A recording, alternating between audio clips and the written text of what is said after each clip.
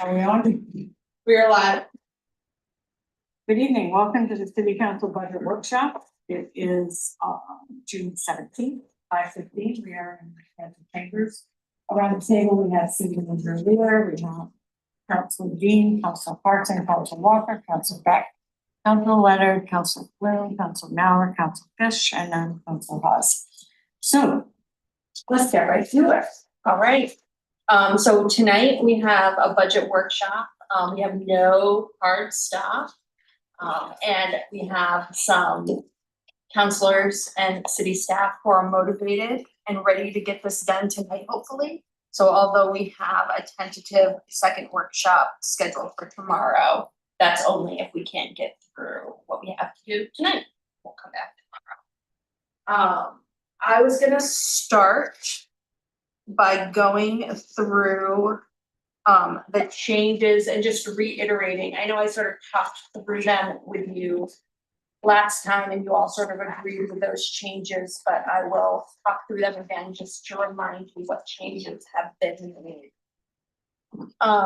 So in your packet, you have two of these tax rate calculator sheets. The difference between the two is that one assumes that we budget all new positions with 4 additional firefighters, and one presumes that we budget all new positions with 8 firefighter positions. So that's the only difference between the two, is whether we include 4 or 8 firefighters. The changes that have been made since the city manager's proposed budget are as follows. So all of the new positions have now been budgeted at 75% of their salary and benefits costs, assuming that if you approve those positions in the next week, we won't be filling them until the fall. That does not apply to any new position that has someone in it currently. And that is the case with at least 2 of those positions where they are ARPA funded positions that we're now seeking to move into the budget. The school budget operating expense line was adjusted down to reflect reduced health insurance costs. The superintendent had talked about that in her presentation, but when this was originally produced, we didn't have that reduced number. The school budget's non-tax revenues line was also substantially increased due to both some additional information about additional revenues coming from the state, as well as the correction of a data entry error on our end. The total net taxable assessed value figures have been adjusted downward, and that's as a result of the conversation that you had with Phil last week. City Assessor Drew last week about moving away from assuming that we were going to use the KRT reassessed values and instead using his values with the normal yearly market rate adjustments. The existing downtown police officer has been moved from the operating budget to the TIF budget. And you will see in the hierarchy that's in your packet, I have also budgeted the new proposed downtown PD officer from the TIF budget. And we confirmed with our outside TIF council that officers serving the downtown district were perfectly acceptable budget out of the TIF budget. We have used 2.8 million in unassigned fund balance. That's reflected in the non-tax revenues line to offset the tax rate. Additionally, in Tracy's Parks and Rec budget, there was $100,000 in capital that was for fiber optic for the waterfront. We have moved that to be funded from the TIF budget and used that $100 to further offset the tax minor impact, but it seemed like a logical thing to do. We added some additional revenue to the budget to reflect interest revenue, assuming that you approve 2 clerks. If you do not approve 2 clerks, we will then go back and adjust that revenue down. We added $110,000. And then I made a $1 million adjustment to salaries and benefits to assume a reasonable vacancy rate. That is roughly a 2% vacancy rate. So that is very, very conservative based on what we're seeing currently. A couple of just one other item. And yesterday or today we learned the library's budget ask is gonna be adjusted downward by 28K because much like the school department, they received updated information about their health insurance costs. So their ask will go down by 28. Now, the confusing part is in your packet, you have these 2 tax rate calculators that were used to calculate a tax rate. And then as you saw this afternoon, or you may have seen, Succeeding Assessor Drew sent around some updated and increased taxable value figures. So I want to just highlight for you the impact of that on what was in your packet. So if you go to the tax rate calculator sheet that says for firefighters or for FF at the top,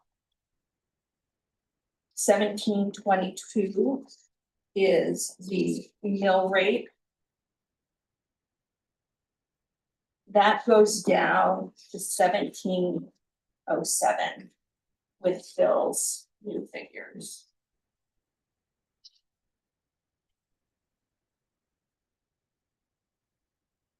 The sheet that says 8FF at the top for 8 firefighters. With Phil's updated figures, that goes down from 1732 to 1717.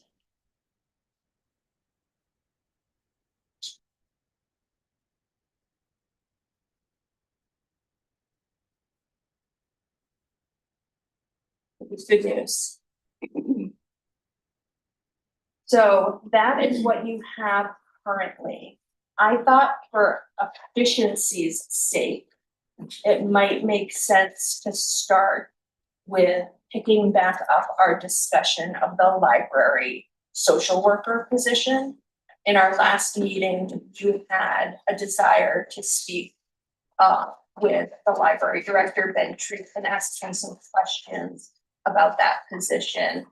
And so he doesn't have to stay through this whole thing. I thought we could start with him if that's okay with you. I'm seeing nods. Hello, everybody.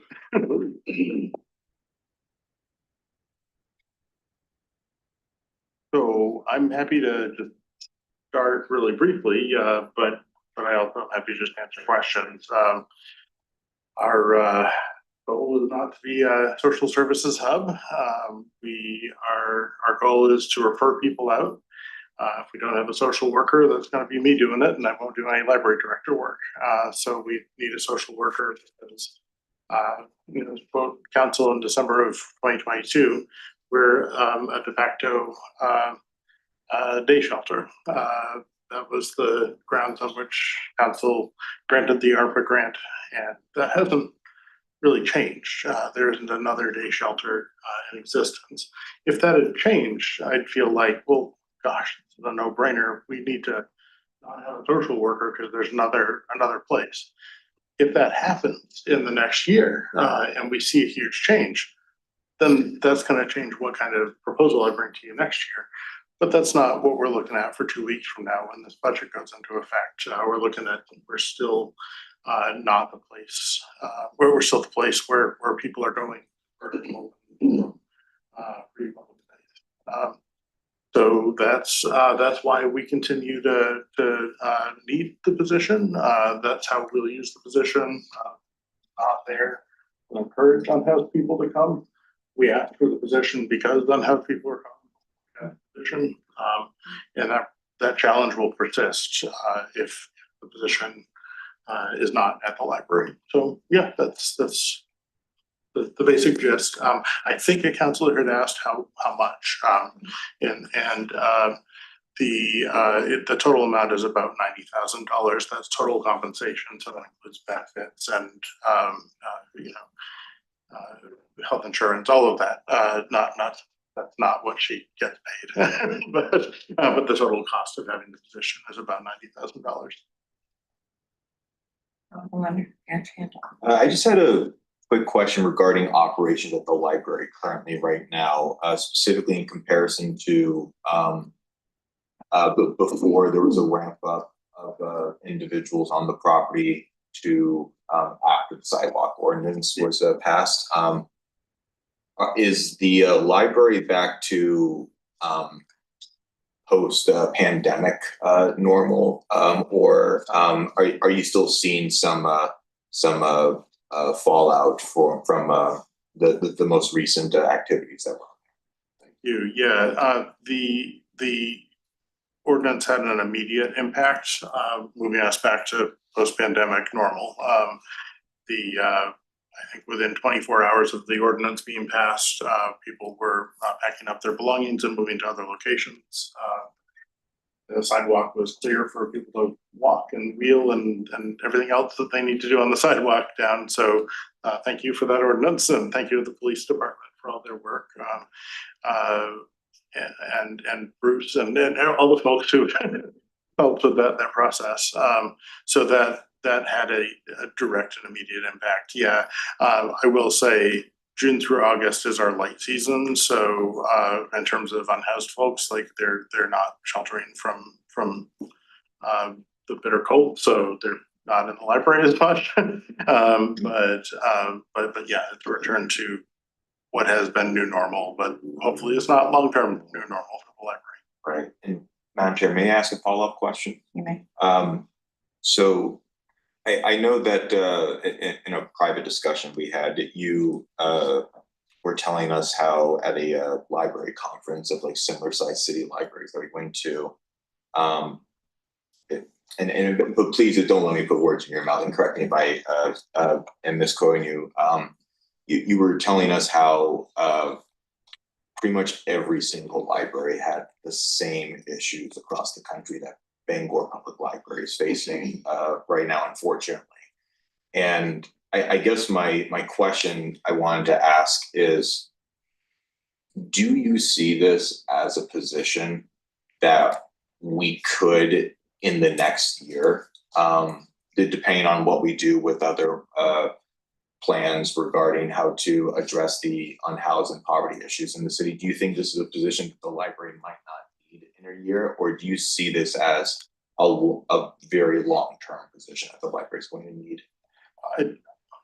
I'd say, well, so first of all, what libraries experience nationwide is not totally dissimilar from what we experience. I think service center cities and major urban centers tend to see what we're seeing.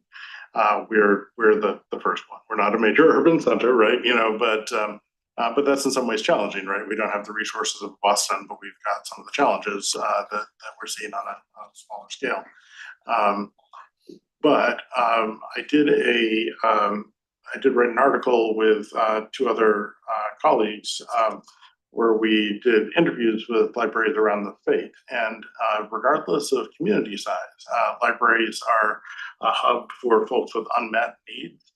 And it often starts with like a print job. I don't take up the whole evening here, but it starts with a print job where somebody comes in and they're like, I don't know how to print this. All I have is a phone. I need to print it out to send it in. And then they're disclosing all kinds of stuff about their social history and their social challenges and unmet needs that libraries are not prepared to serve. And so that's a challenge that's happening statewide and nationwide.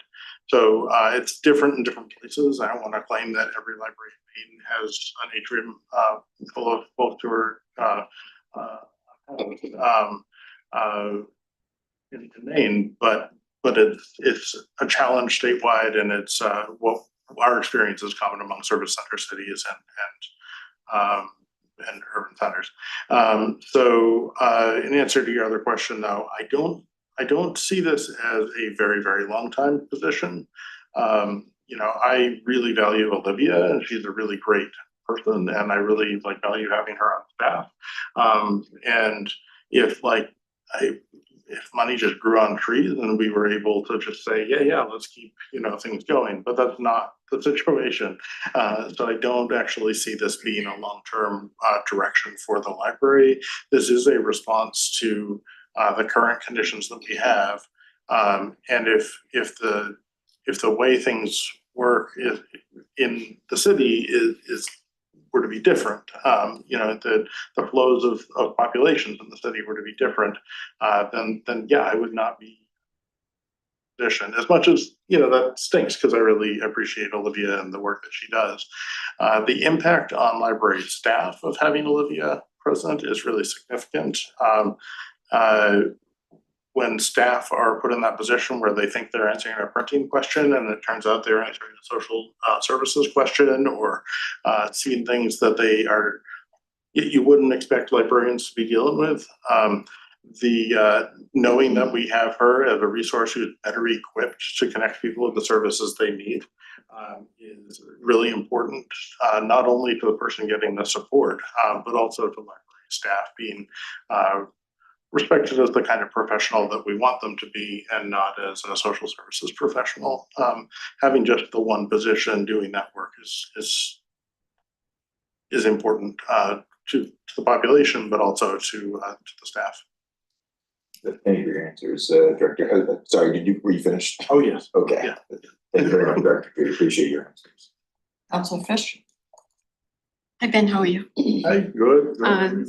So I love the library, but I just, the ARPA funding was for 2 years, and with that money and the grants that were given, with that was the message, it's 2 years, and if this is something you find along the 2 years you're going to need long-term, you should be making a plan, because the city isn't going to be able to incorporate all of these ARPA funding grants that were given out for all of these positions that different facilities or companies or nonprofits depended on.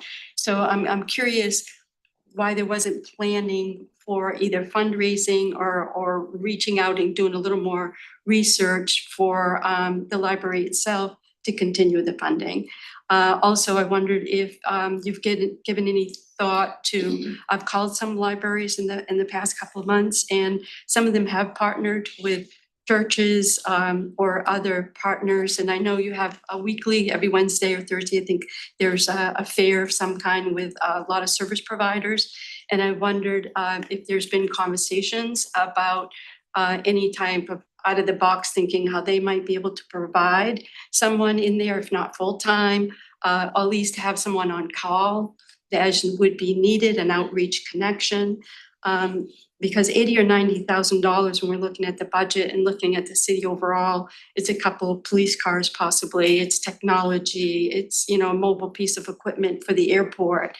And as much as I love the library, it's just one of those things where I just wonder why there wasn't better planning, why, with our unhoused and so many nonprofits and outreach, why there wasn't more and more aggressive collaboration, and why we as a city are picking up the tab.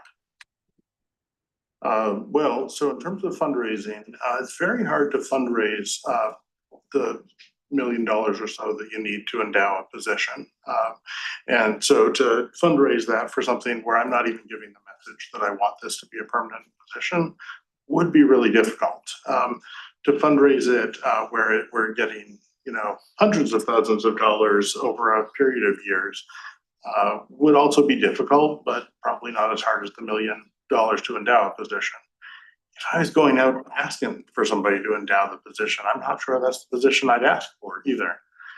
So fundraising, short of developing an auxiliary enterprise where we try to have a business that we have on the side of the library to raise $100,000 a year or $90,000 a year, I just, I don't have another funding mechanism other than the fact that we are a public library. So our funding mechanism is the city. And so if you say no, it's not like, well, why didn't you go start a hardware store and attach it onto the side of the library? Why didn't you go ask somebody to just give you the money other than the city? People would say, well, don't you get your money from the city? So I don't have that that sort of funding plan in my back pocket. We don't have auxiliary enterprise the way like a university might, where they're like, well, we'll get it out of the bookstore, or we'll get it out of having amazing dining services where people come and like actually eat at our dining services, whatever that might be. We don't have those kinds of auxiliary enterprises that are actually for profit in nature to fundraise separately and say, well, this is our funding plan for having this. With all things the library does, our funding plan is either grant funding because it's brief, or city funding if we're able to obtain it for things that we absolutely need to run the library. So that's why we're taking this approach. So you had asked why not partnerships with other agencies instead of having a position, right? And that I understand. I have two concerns with that. One is the agency. There are no agencies that have an additional person that they just don't have doing anything, and they're like, well, why don't we send them to the library to stay there, right? There's nobody who's in that boat where they're like, well, let's have them do all the things that Olivia does. Because they already, of those agencies are already doing jobs. All their staff are doing jobs. So they can't ever go do Olivia's job or him go do Olivia's job because they're already doing a job.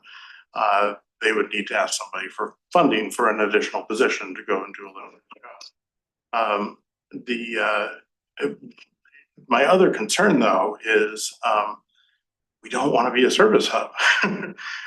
So if we contact a particular social services agency, I'll just say CHES, but I'm not picking any one particular one for any reason. If we contacted them and said, hey, could you have a person who is in the library in the atrium 40 hours a week, providing the same set of services that Olivia provides, but without an office, without a presence on staff, without the connection to staff. And they said, sure, they found a way to do that. We're now making ourselves more of a service hub.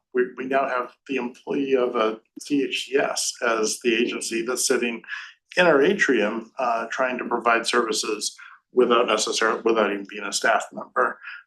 It's a model I would like to avoid, honestly. Like, it's something I would like to not have as a like 40 hours, go to the library if you want to connect with your counselor or your CHCS case manager or something like that. The reason that Olivia is really useful in maintaining those connections is because people do end up in the library. It is the daytime de facto warming center, not because Olivia is there, not because we reached out and worked with a different agency. So it's not a lack of planning. It's actually really careful planning to try to not have the library be a service hub, try to have the position that we have in place do the work that I want them to do, which is refer them out to the agencies where all of their staff are already busy. That's the work I want Olivia doing, and it's the work she is doing. And if we bring in another agency, they're going to come in with their own agenda, and they're going to come in with their own already existing workload, which they're going to do in our atrium instead of doing where they should be doing it in their offices. So it's not just that I didn't think of it, it's that I thought of it and rejected it because I actually think it goes against what I think a lot of us actually all value, which is the library returning to primarily library services, and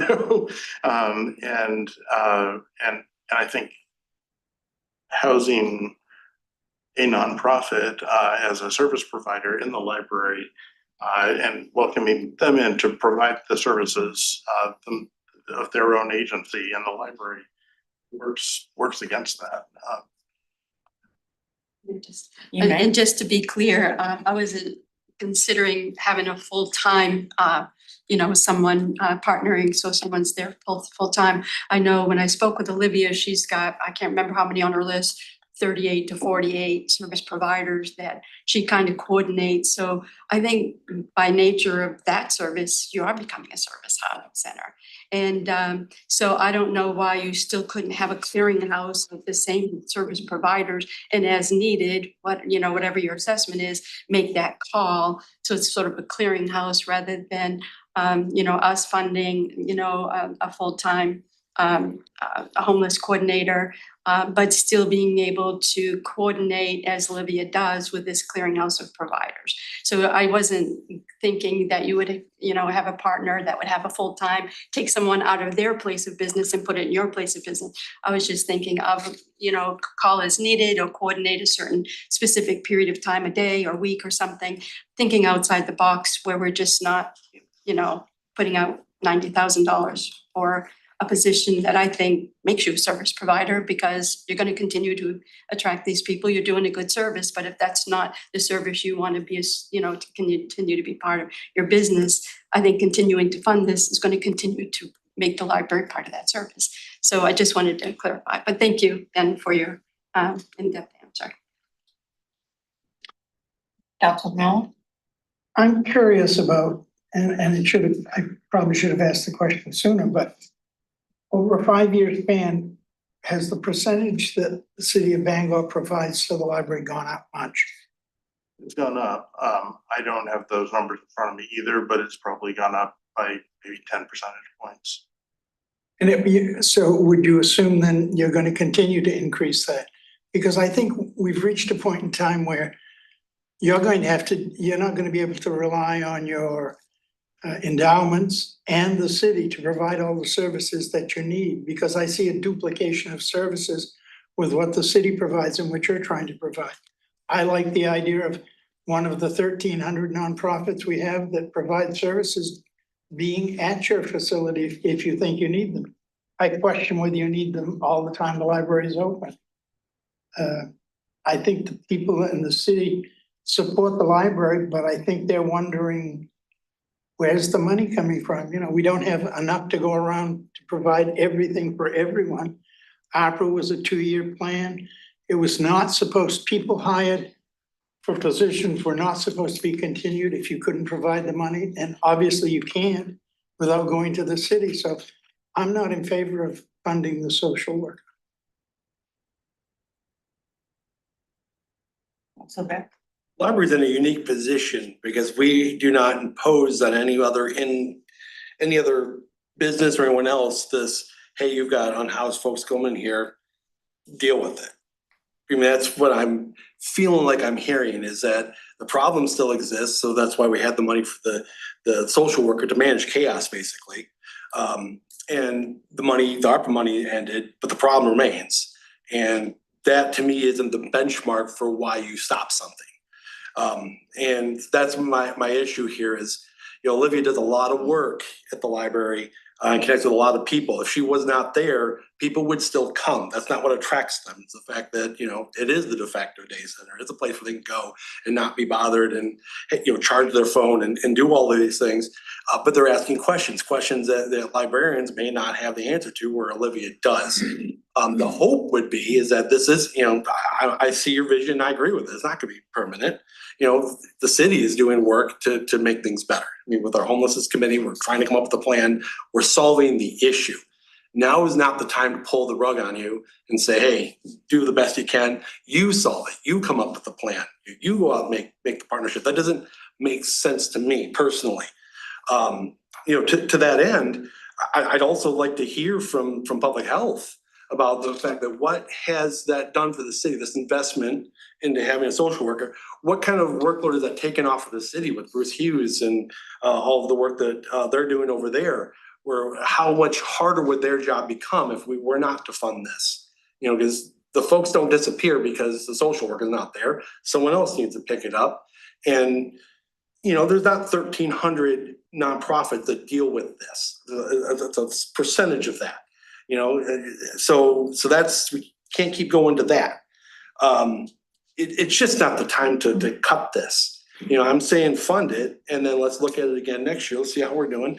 And just like you've always been with your budgets, if the need's no longer there, we don't see it in the budget.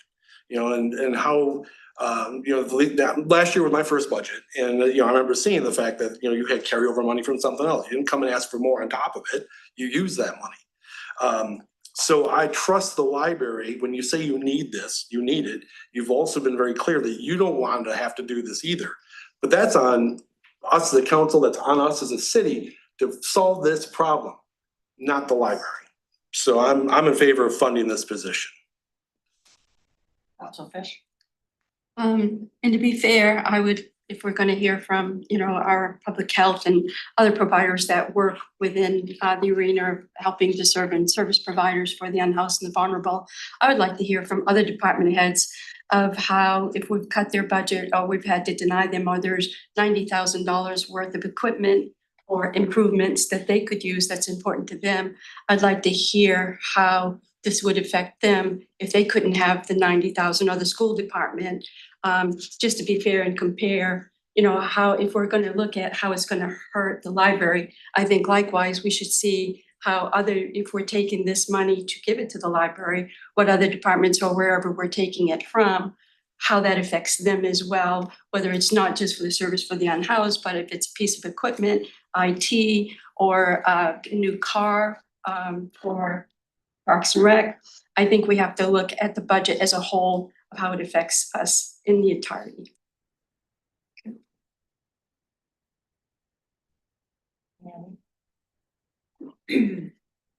One quick. Last year, we did not approve any new positions. But we did allow the greeters. Are the greeters still in the budget? Yes, yeah. And how many greeters do you have? Currently have 3. Thank you. They're part-time. Thank you.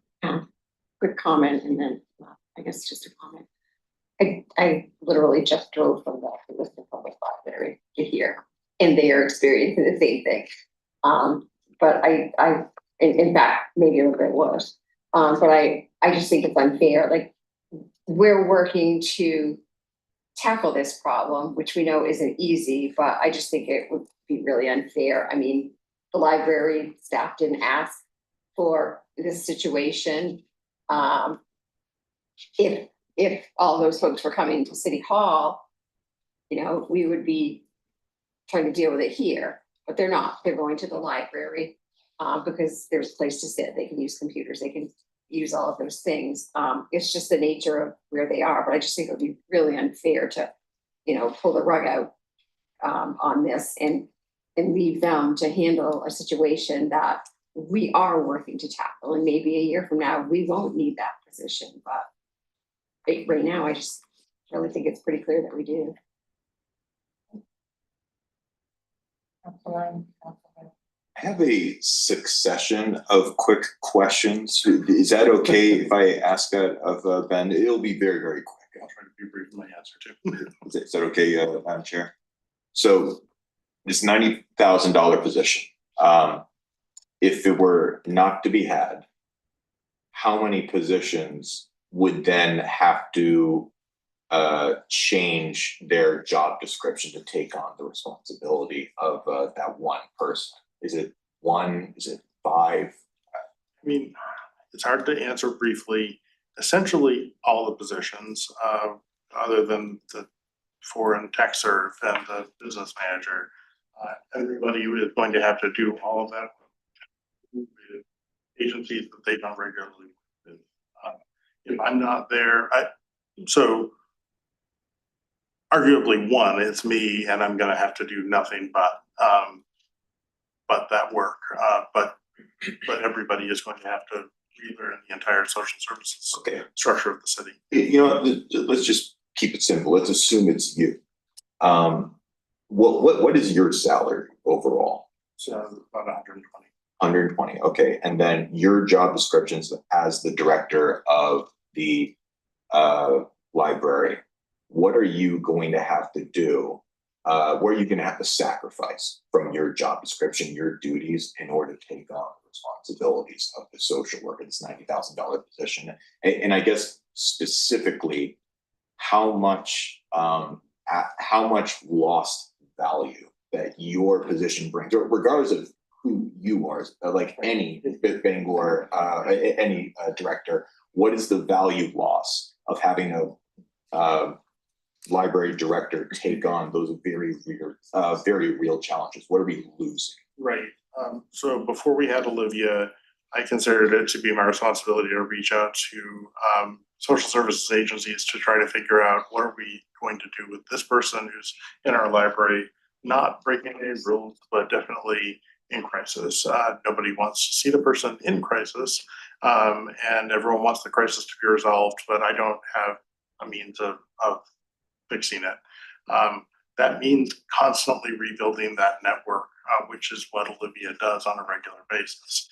So I'm constantly doing that work and not doing director. That was my experience for the year before we hired her. And I'm so sorry, Ben, could you describe what your duties are as a library director? Yeah, so I manage the library, develop the budget, like work with staff to make sure that we're doing programming,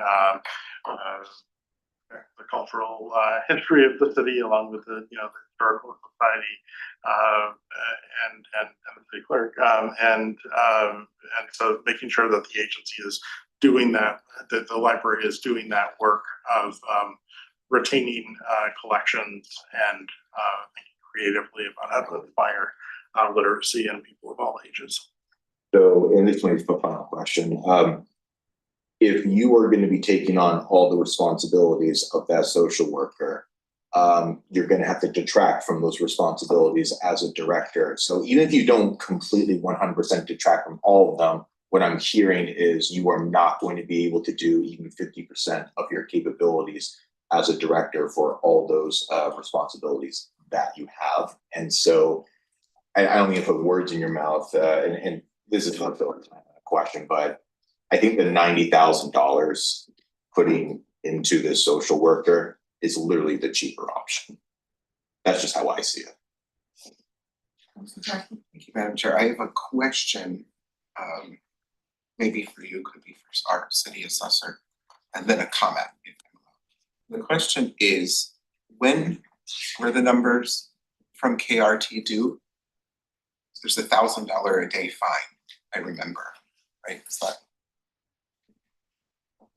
Was it June 8th? June 1st. When was KRT's, on what date did KRT become late? Or will they become late? So Monday, June 8th, that entire week. And it was August 11th that they said they would have numbers to, when they emailed you with the extension. I thought it was pretty far. Right, they extended it to August 15th. August 15th, 6056. So if they, I'm not confident in that, but that is 60 in fines, that's $67,000 from the day they became late until the day that they say that they're going to run those numbers. So probably more if they don't by then. So where I'm going with that is I agree that pulling the rug out would be a problem. I think it's really important with the experience, everybody right now is experiencing high costs, whether it's energy or housing or groceries or you name it, it's really high, right? And so I think we really need to be good stewards here. I appreciate your perspective that you don't want this to become permanent. And so my perspective is that just knowing that there's a piece of that there, I would be inclined to want to continue, but for us to provide the homeless committee with the guidance that we're not going to continue this position after one more year. And that needs to be built into the plan that they build as part of the solution, right? And so we have to change the conditions, and I think some of the ways that we're going to do that is for us to set goals for ourselves as a council. So that would be, I think, my personal approach to this. Maybe potentially compromise all of that. Just to keep things going, I'd like to propose, or actually make a motion to fund the library's budget as presented to the city. Second. Want me to call it? Is there discussion? Any discussion further? Roll call vote. There will be. Counselor Dean, Yes. Counselor Carson, Yes. Counselor Walker, Yes. Counselor Beck, Yes.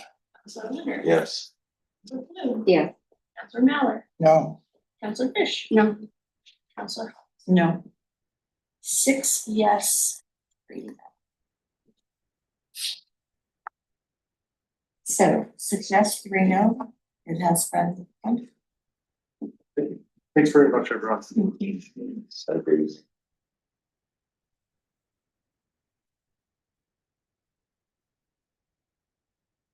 All right.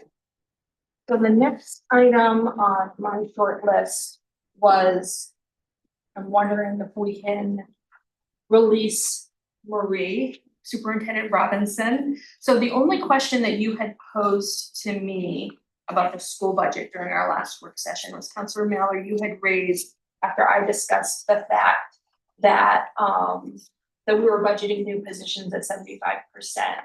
You had raised the question, might we suggest to the school department that they do the same? And I think because, and Superintendent Robinson will discuss that in more detail, but the school year works very differently than city operations. And so it doesn't really make sense for the school to do that. No, it doesn't. We are bound by the contracts within our school department. And we are also working diligently now and typically are just about fully staffed at the start of the school year. So it wouldn't make much sense to make any adjustments to anything at this point in terms of reducing the allocation for salaries. Do we have any other questions? I have a question, another question.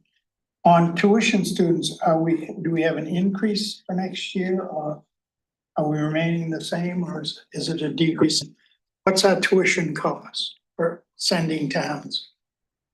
I'd have to check on those specific numbers. I was not prepared with that information specifically, but in terms of tuition students overall, I can speak to that. We have seen a decline in tuition students from our sending towns, but there's also been a decline in the enrollment in the sending town schools.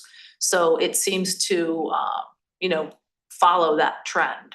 But we are working actively to bolster our enrollment with, adding additional pathways, one being our online pathway. Piloted this year and are going to continue next year. Oh, I've asked for 2 years for the amount of tuition students and the payment that they make, and I've never gotten it. Is it a Well, it's in our secret? budget. I just don't have it. No, I'm saying, but I'm telling you that I have personally asked the question at meetings before and never gotten a response. So that's why I keep asking, and I said, eventually I'll get a response. We can certainly provide that information. Any other question? Great. Thank you. I'm sorry. Well, I would just say, if there's no more question, I'd make the motion that we would fund the school budget as presented. Second. Been moved and seconded to fund the school budget as presented. Is there any discussion? One more time. Counselor Dean. Yes. Counselor Carson. Yes. Yes. Counselor Beck. Yes. Counselor Leonard. Yes. Counselor Bloom. Yes. Counselor Mallard. Well, having traditionally been the no vote, I'll say no again. Counselor Fish. Yes. Counselor Hall. Yes. 8 yes, 1 no. Okay, yes, 1 no, the school budget will be funded as presented. Great. Thank you very much. Good evening. I have to tell you, the most anxious I am is when I call the roll, that I'm going to forget one of your names. I don't know why, but it just, that causes me great anxiety. I need Make sure you Lisa up forget here to mine. help Do you me, want us she to has say your name? All right, so the next item on my list, I guess I'll take an easy one first. So at Monday night's legislative committee meeting, we discussed the legislative committee's desire to budget a small amount of money in the event that that committee would like to utilize a lobbyist at some point. And the idea was not to sort of go out and hire someone immediately, but to have that money available if we determined that there was a specific piece of legislation that we really wanted to influence and we could procure those services at the time. I would recommend $20,000 to do that. And would be looking for just any questions and everyone's consent on that before moving forward. That would have no perceptible impact on the mill rate itself. You have to spend 50,000 before there's a penny impact. Counselor Dean? If we do not need the lobbyist, if Counselor Carson or yourself can handle it, where does that money go? So that would then roll into the unassigned fund balance that was unspent at the end of But also that might be earmarked for outside legal counsel should something unusual come up that we need outside legal consultation as well on particular legislation or something we need third party consultation. Yeah, I think if we, the line between lobbyist and lawyer is thin oftentimes. But I would say we would probably use our existing outside counsel line if we had a legal question, and we would only use this lobbyist line for advocacy. Yeah. Counselor Mel? Yeah, I guess, we have an overlay, right? We do. Is the overlay a percentage? I think that's how we arrive at it, yes. So why wouldn't we just, if this is something we don't know whether we're gonna spend or not, why wouldn't we just take it out of the overlay instead of making it part of the budget and increasing the overlay? My understanding of the overlay is that it can't be used for any unanticipated expense, specifically for tax abatements, tax non-payments. This isn't a tax abatement or a non-payment. Correct, so it wouldn't be, we wouldn't be able to use. Oh, you're saying that's the only thing that Yes. can be used, okay. The alternative is if you said no to this and then we determined that we needed a lobbyist, I could come to you with a resolve requesting an appropriation from unassigned fund balance that would require 2 readings, which would just slow down the process. But does it inflate the overlay by making, I mean, this is a small amount, but I mean, if we do it for other things. I don't believe it would inflate the overlay, and Bill probably understands the overlay better than I do, or you can shake your head no and say you don't understand. But I thought it was more a percentage of, you go, I won't even say what I think. Yeah. There's a chair if you'd like to say. Oh, yeah.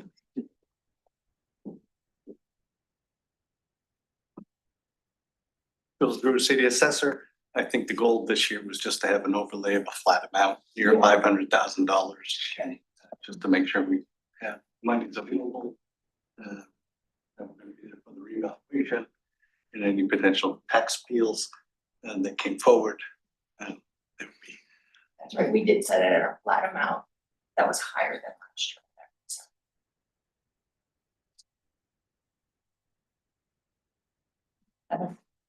I was just gonna make a motion to approve of the $20,000 legislative lobbyist budget addition. Second. Been moved and seconded to approve the $20,000 for the lobbyist discussion. Yep, just a question. So my assumption is that this lobbyist, the things that would most likely focus on are things that would, should they pass, would kind of pay dividends to the city. So this would more or less be an investment. I would think absolutely, yeah. And I think on top of that, we'd probably only utilize it in scenarios where either myself or someone else didn't have confidence that they could effectively lobby on that topic themselves. And just a follow up if I could. Yep, and then of course, and if it's not spent, would it roll over for the same purpose next year, or would it go, did you say the unassigned fund balance and we'd have to budget it again? You'd have to budget it again, it would just go to the unassigned fund. Okay, Councilor Carson. I was just gonna make a comment because I realized you weren't there at that meeting. But we have discussed that this idea, this was not as a, to bring somebody on or as a replacement or substitute for the committee actually doing the work of building the relationships and taking on those questions. This was, I think, we had the idea that if something really sort of complex came up, it was beyond the scope of our capabilities or capacity.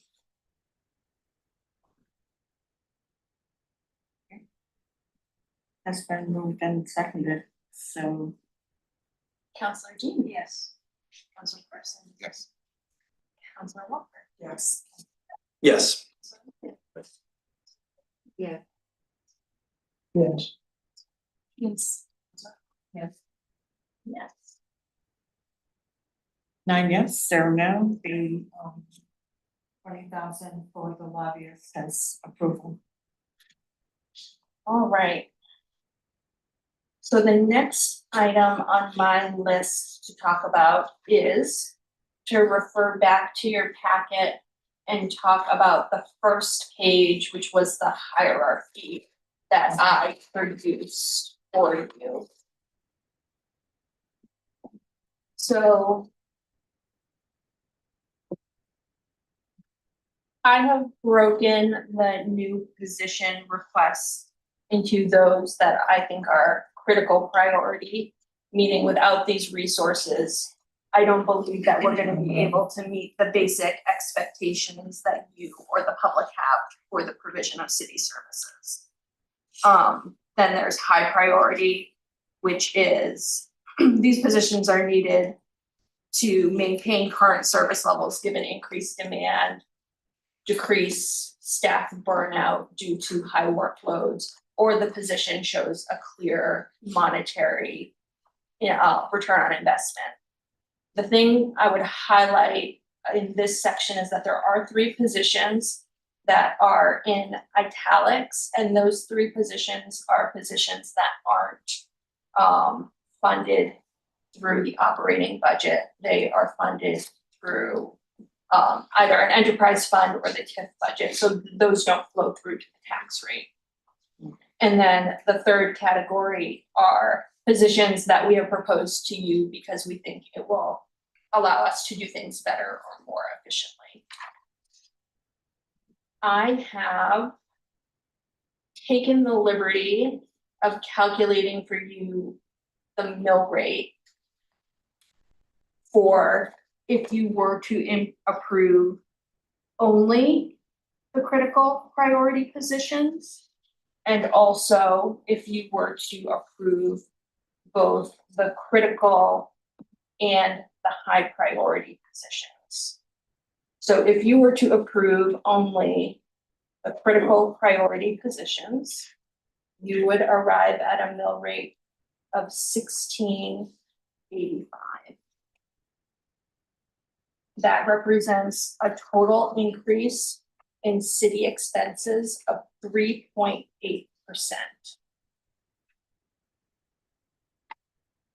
If you were to approve both the critical priority and the high priority, you would have a mill rate of 17.13. That represents an increase in total city expenses of 5.3%. I also have an in-between scenario that I won't confuse the matter with, but when we get there, if you'd like to have that, I'll discuss that as well. So with that, how would you like to approach the new positions? I think there's probably 2 possibilities. There's going through the list position by position, or there is taking these in the chunks that they were presented in.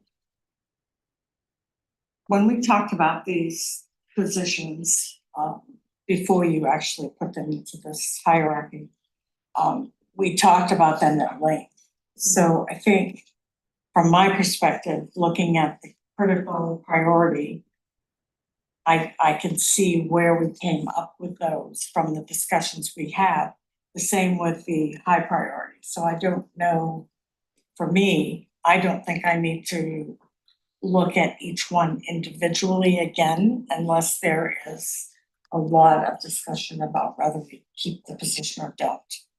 But that's up to the group. Councilman. I guess I agree with you, Counselor Hawes. I guess the only question I would want to ask ourselves is how do we want to approach the potential 4 firefighters to 8 firefighters discussion? I think that's the only thing that we would need to give clear guidance on, because I do agree with you. I think critical and high priority positions that are presented to us, I can't really look at, I mean, critical priority, I don't see how we can not have any of them. But for high priority, I'm having a hard time giving myself even a conservative reason as to cut any of those positions. So I guess the only thing I would want to have a discussion on are 4 firefighters compared to 8 firefighters. Can you address that too? Yes, and so when you look at the cost to approve both the critical priority and the high priority, that assumes 8 firefighters. Okay, awesome.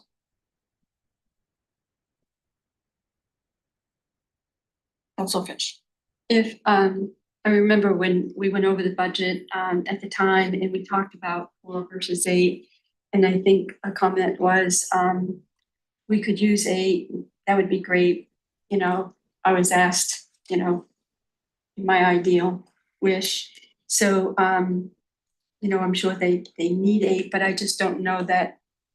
My impression was it wasn't a crisis and an emergency, and so but if it's just so very little difference and they feel they need the 8, what impact would it have if we gave everything, but instead of the full 8, we gave them 4 firefighters instead of the full 8? But we still we still went with a high priority as well as the critical. Yeah, so that is not a scenario I ran, but the cost of the additional 4 firefighters is a piece of information that I have. 17.07, no rate increase, and 17.7 increase for 8. If I just wanted to piggyback off that, could we hear from? Oh, please, yes. Just to refresh your memory on that. And so it's a difference of roughly 400,000. Good evening. Good evening, Deputy Chief Pelletier. So right now, we have a pilot program that we've started. We had vacancies on the firefighter side, and we attempted to hire 4 paramedics to staff a 4th ambulance.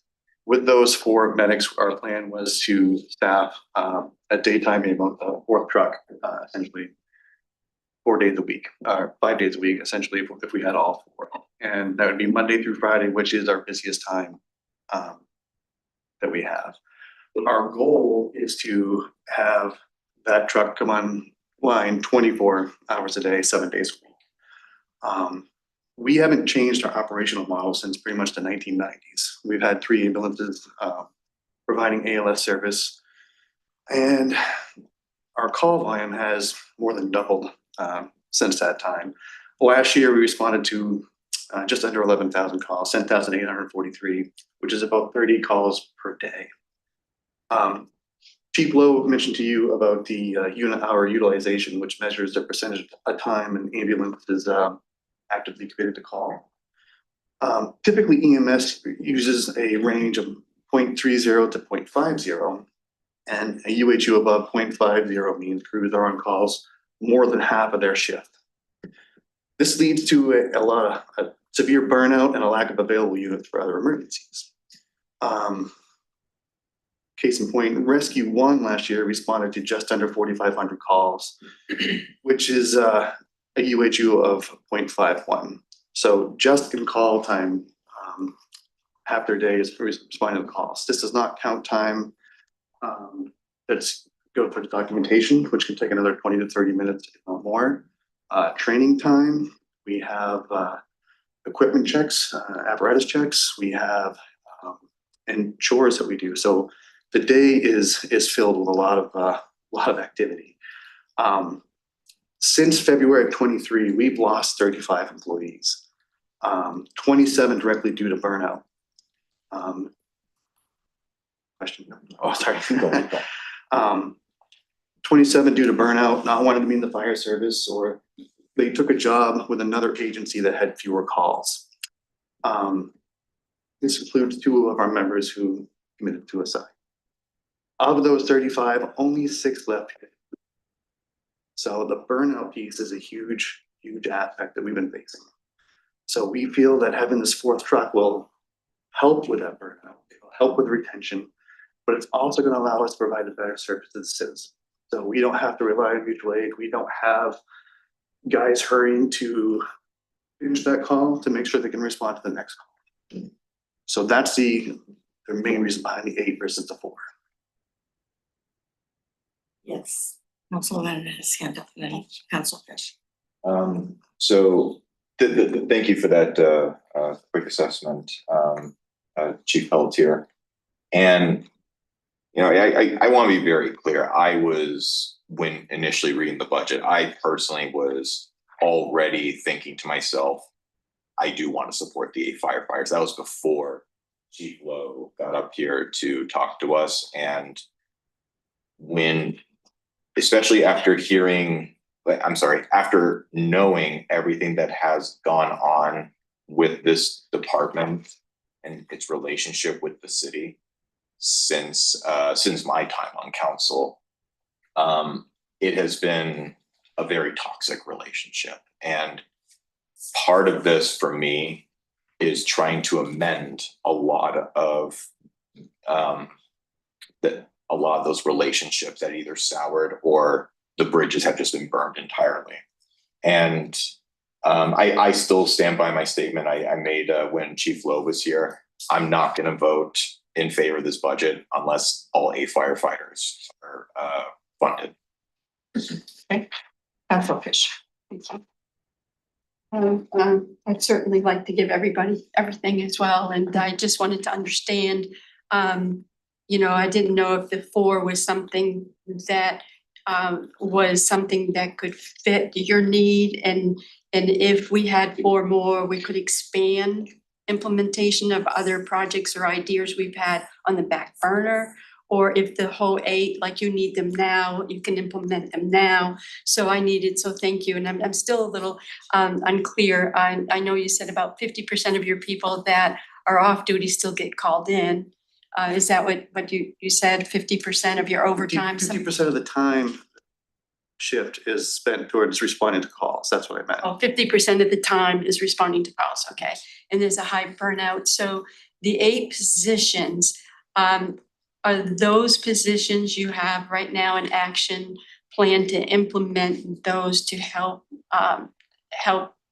satisfy some of the issues you were just explaining? So you do have an action plan to implement them now, not just the 4, but the 8. Yes. Okay, thank you. Council Mel, Council Flood. In reference to the burnout rate, is any of the burnout rate caused by the fact that you have people working 72-hour shifts? That is part of it, yes. Now, is that preventable? Or is the union contract tie you into that? We've had a lot of vacancies this year, again, for several different reasons. We've had long-term injuries, we've had military deployments, we've had, like I said, people just leaving because this wasn't really the right role for them. So at the beginning of the year, we were down 10 positions. So that is a big hurdle to overcome. So when you couple the injuries, vacations, and sick leave, it seems like every day we're hiring. So if we had more personnel, that could help alleviate the overtime costs.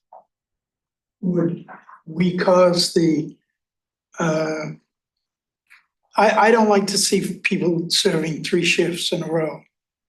Would that be preventable if you got more people? Would you implement that, or would you still allow shift changes so they can get all their work done in 2 or 3 days and then take the rest of the month off? I think the personnel could help prevent that if we didn't have the vacancies.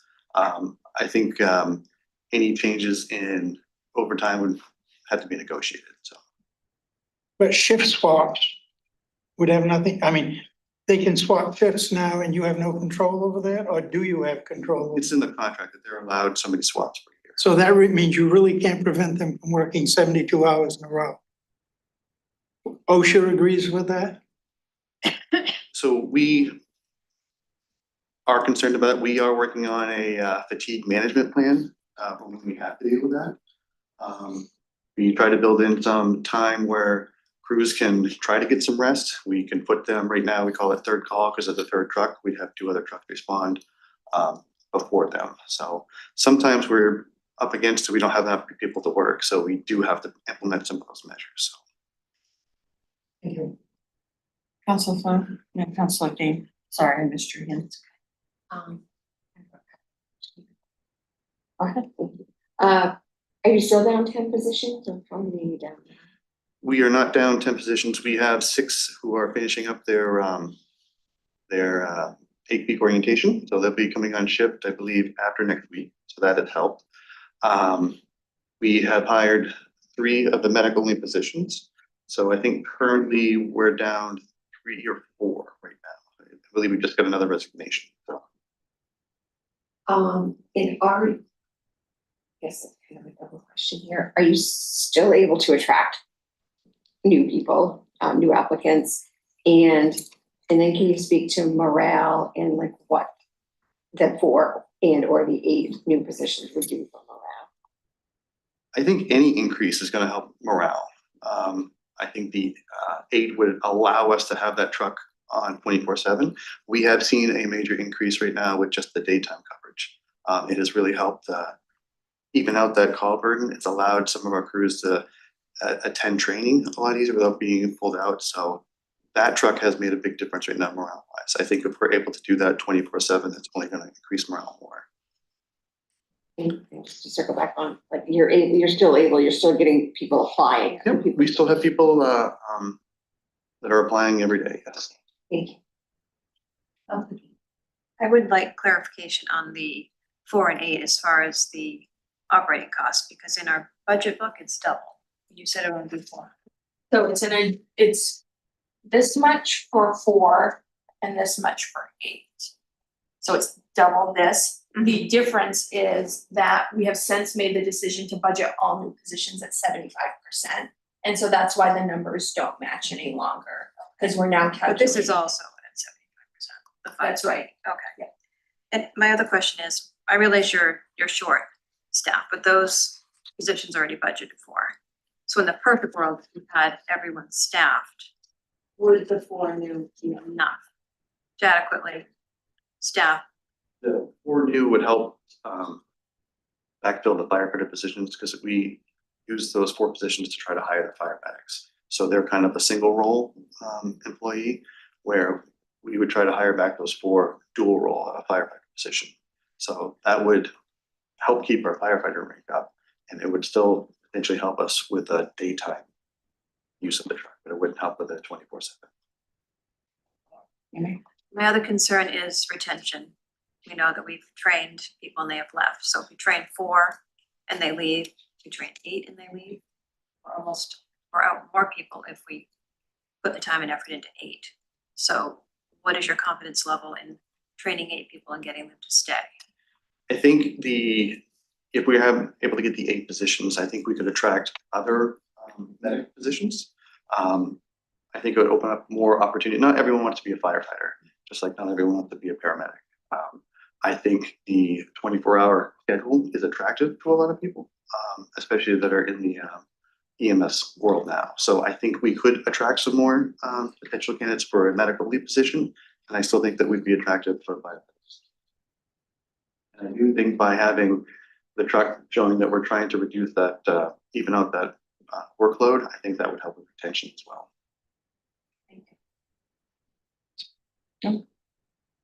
When she mentioned, I brought up a question I had. So it used to be that when you hired a firefighter, they had to have some paramedic training.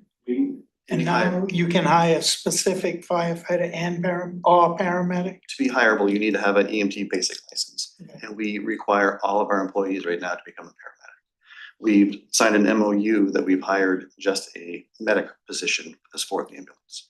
They're trained to do some auxiliary firefighter duties, like dressing a fire hydrant, maybe helping throw a ladder, but they're not doing anything on the inside.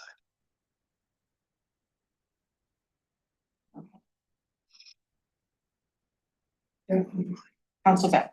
And so correct me if I'm wrong, but just summarizing what Chief was here, from what I heard was 4 is the Band-Aid, 8's the fix. Okay.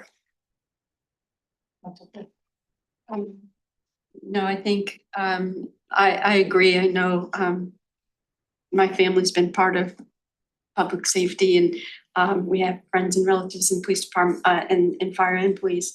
And, we're very proud of our fire department, and I know you guys have been through a lot. So we certainly, and I think the city, at least during my tenure, has really, I think, tried to make the effort to have a better relationship, and we want to continue to do that. But I'm also concerned about, if we give the aid with the hope that it is helping the morale, I would be interested, and I don't know how we could do this, but it would be nice if we could have some ideas of this might be helpful, but what else, I think there's not only maybe some morale we could improve on with our relationship with the city, but maybe internally within the fire department itself. So it would be interesting if we give these 8 positions to see what, from your perspective, what else internally, as well as the relationship with us as a city, we could do to help continue to work on this morale, to have it continue to improve. So with these, if we do vote for these 8 positions, I'd like to have attached with that a plan and ideas of how we can continue to have this collaborative conversation, continuing to hopefully continue to improve the morale internally within your own department, but with the working relationship we have with the city. Absolutely, yes. Any other questions? Is there a motion to fund? That we fund our critical and high priority. Second. Been moved and seconded to. I think the motion was to fund the critical and the high positions. So that's 8 and all of them. okay, I want to make sure we're all. Yeah. Okay. So, yes. No, I just have a question. The park rangers that are going from part-time to full-time, what was the necessity for that? I mean, what was the logical reasoning? I'll actually invite Tracy up to replace and relieve Chief Pelletier. And talk about what it is that those park rangers do. And it's one position that's going from part-time. Tracy Lip, Parks and Recreation Director. Excuse me, Trey, it's only one position. I didn't understand. Okay, fine. I don't need your explanation. You all heard that, right? Yeah, everybody heard that. Welcome to the table.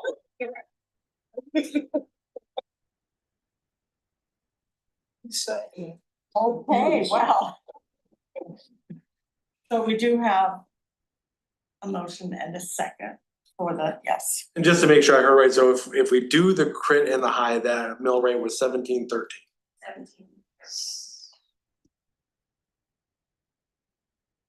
I have one Yeah. question before.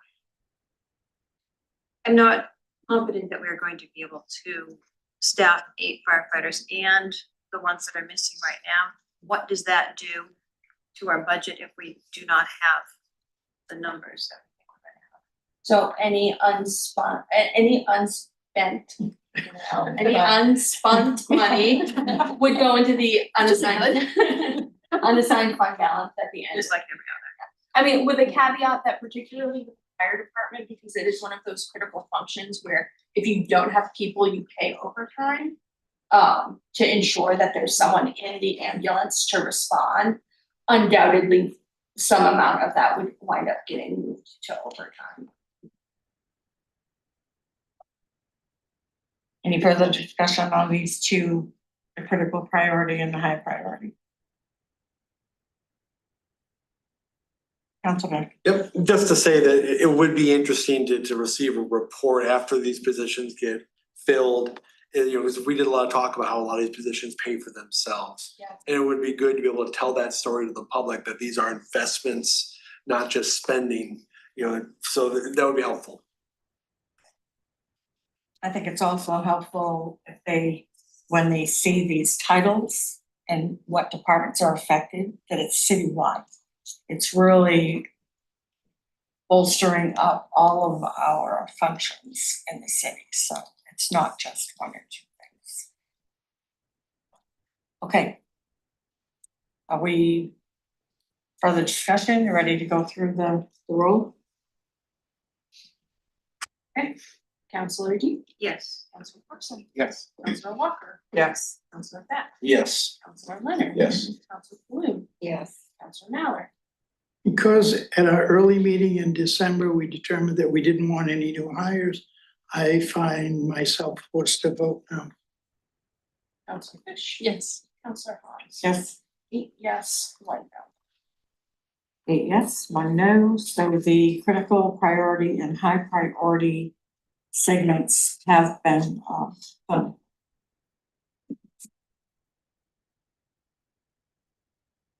So. Next on the agenda is, I guess. I'd like to open it up to whether there are any additional items that were funded in the capital for new programs that anyone would like to talk about or bring up.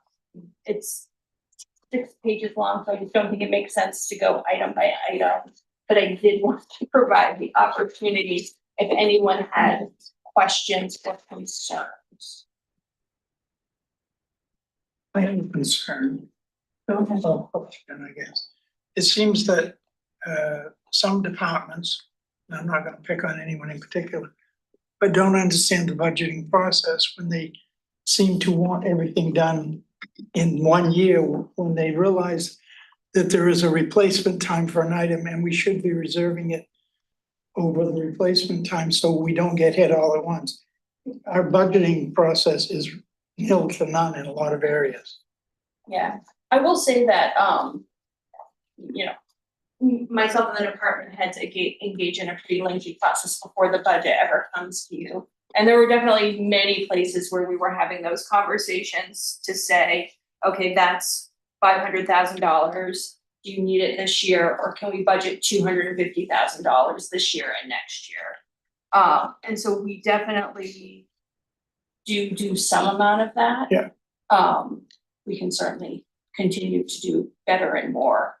No, I agree, we do some and some, but it seems that our life of our fixed assets has not been considered in the past as a replacement. So we have not budgeted every year for it. And that gets to be, when you have a bad year, you cut things that you shouldn't. And so I think we have to be more careful on our budgeting for fixed assets especially. Other questions, Councilor? Yep, the mall redevelopment plan, it's $200,000. I guess I'd like to hear more about it. What are we getting for our money? You know, what are the taxpayers getting for their money if we say yes to that? You know, I think that's a really apt item to bring up, particularly because I think that, as you've certainly read in the paper, there's a buyer who has their own plan for what they want to do, that they don't need us to produce for them a mall redevelopment plan. I think there's a couple of options that we could proceed with that new information being out there. We could keep it in there just in case the sale falls through and we do need to do a redevelopment plan, in which case I'd invite Ann up to come and tell you what that would exactly entail. We might make it more generic and just assign it for mall redevelopment, in light of the fact that undoubtedly to support that development, there will be costs that we may be asked to contribute to. Or we could cut it all together and return that money to unassigned fund balance. I mean, those are all reasonable options. In my opinion, I guess I would be in favor of just putting it back to the unassigned fund balance, and then if it comes up, then we can have that discussion about assigning at that time.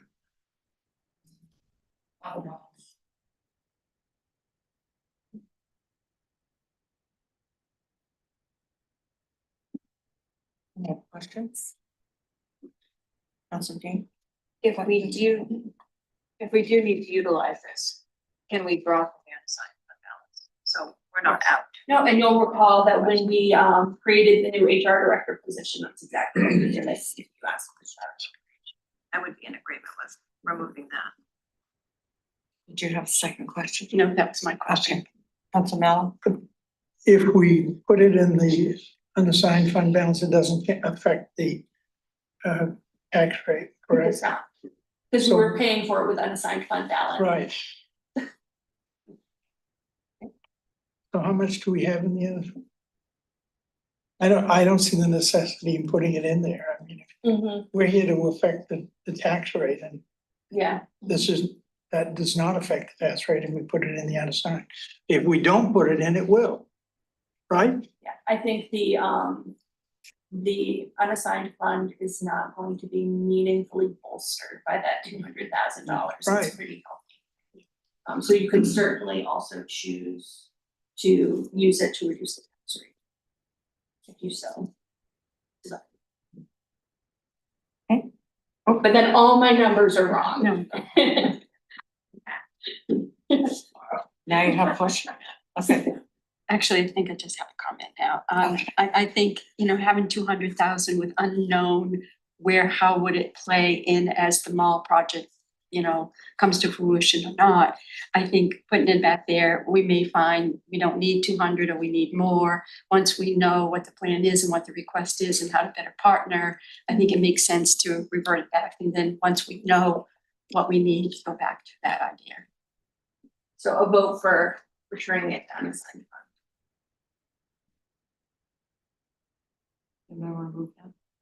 Yeah, I would move to strike the $200,000 for the mall redevelopment plan from the budget and leave it in the unassigned fund balance. Second. Moved and seconded that comes out of the budget, goes back to the unassigned fund balance. Is there any further discussion? Roll call. Yes. Councilor Carson. Yes. Councilor Walker. Yes. Councilor Beck. Yes. Councilor Leonard. Yes. Councilor Balloon. Yes. Councilor Mallon. Get to vote yes for a change. Councilor Fish. Yes. Councilor Hawes. Yes. 9 yes, 0 no. Just doesn't feel right. So Oh. 9 yes, 0 no, that we will send the 200,000 back to the unassigned fund balance.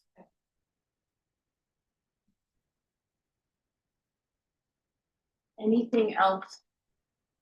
Councilor. Yep, and then I just had a question about the city hall items, the renovations. Because it seems like the project that never ends. Yeah. Like, for example, the $400,000 for repointing the exterior, that was something I didn't expect to see. Not saying it's not necessary, but I guess just. Oh, is this something we're gonna see again next year? Or is this like the end of the project that we're looking at right here? Yeah, I'm gonna invite Jefferson to come up. He's our repointing.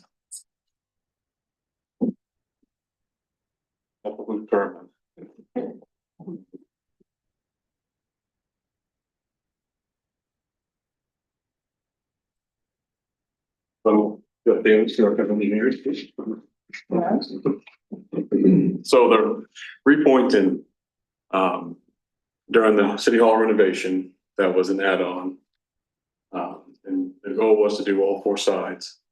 When the prices came back, it was $400,000 to do 2 sides. So, they chose to do the 2 worst sides. So we did the front and then the east side, where the parking is. The back and this west side has not been done. That hasn't been done in 40 years, 50 years. So we've had a lot of leaks. So it is needed. Can we wait another year? Yeah. We did have the contractor touch up some areas that were the worst of the worst on the backside in this west side. But it wasn't done as this major renovation, so sure, eventually it needs to be done, or we're gonna have leaks and that's gonna cause more issues. Follow up if I could. Yeah, it sounds like definitely, it's more expensive to wait a year. This doesn't affect the mill rate, right? This is unassigned fund balance, so makes sense to do it now than trying to do it next year, and who knows what more will happen between then and then costs and. Okay. And then the last question was just, is this the last major piece that you know of, or is there, next year we have more? Well, this is an old building. The major project that we finished up, the majority of that project was fixing up the mechanical system, all 3 floors, and of course, the elevator. We only renovated the first floor. The second and third floor are not renovated. So you have old bathrooms, old flooring, old ceiling. I mean, we did do some ceiling grids. We put new lights up the stairs, but again, the second and third floor, it was only mechanical and some lighting.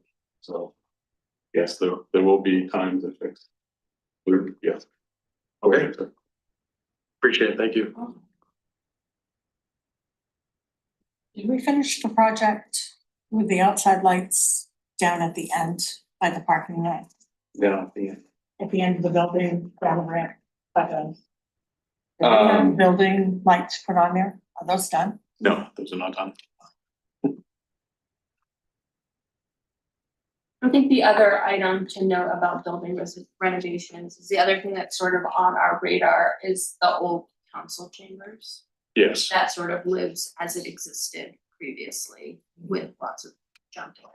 And eventually, I think that would be, it would require investment, something. It was used in storage. It's still been used in storage now. The goal would be to make offices.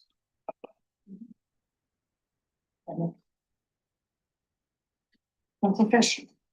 As I recall, during the process, the initial assessment, I think it was discovered just how bad the outside needed to be reappointed. I think in the beginning it wasn't understood, if I can remember from the council meetings we had, the extent of how bad the exterior was after we were already putting all the expense of this first floor. There was a lot of concern about intrusion of water. Yes. And therefore, that's when the exterior reappointing, all of the stonework came to our attention.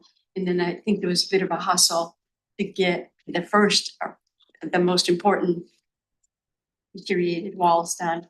And then when the other 2 areas were assessed, it came to be that we have to do that too, just to preserve what we have done. Yeah. And that's why we're seeing the 400 last year and the 400 this year, if I remember right. Am I correct? It was an add-on, but Any other questions, comments?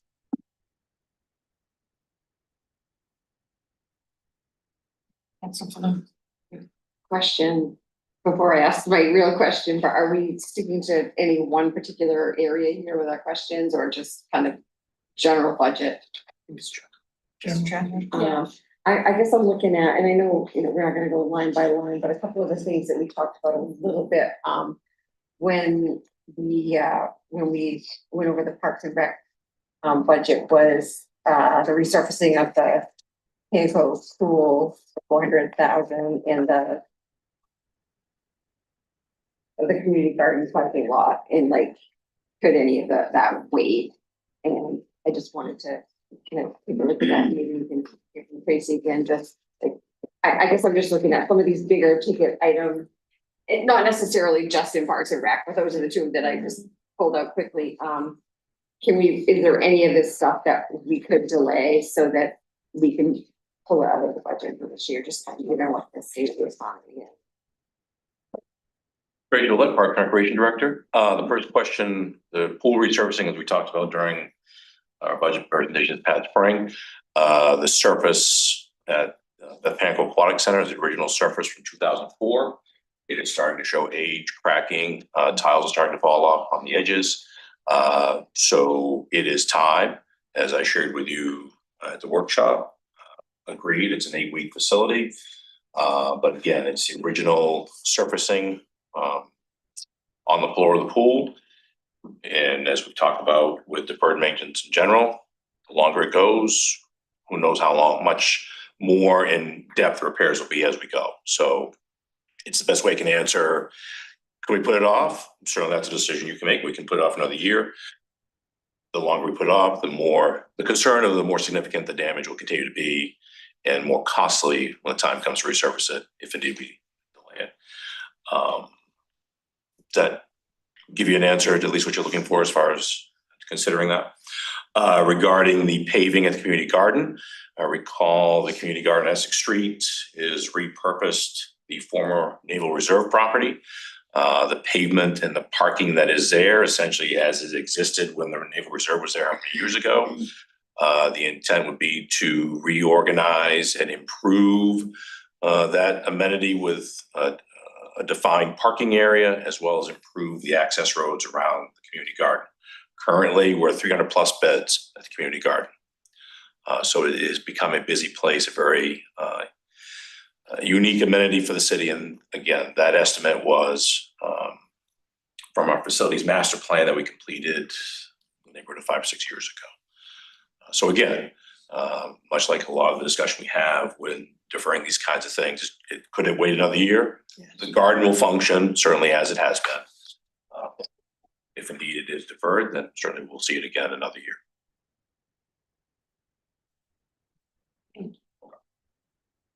Any other questions before he bolts?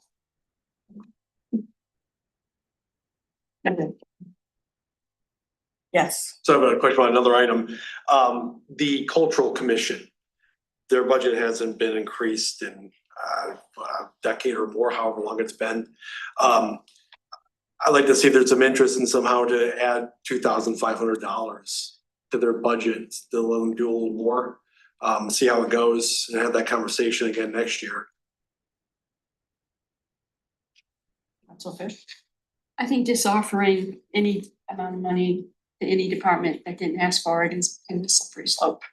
If they asked, if they had something specific, an idea, anything for the cultural committee, for our community, I think would be great. I certainly think we should be open-minded that they could even come in perhaps and ask for something.